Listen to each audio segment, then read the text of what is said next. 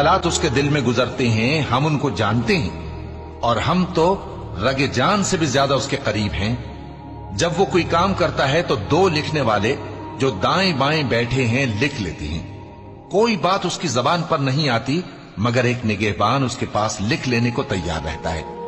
और मौत की बेहोशी हकीकत खोलने को तारी हो गई।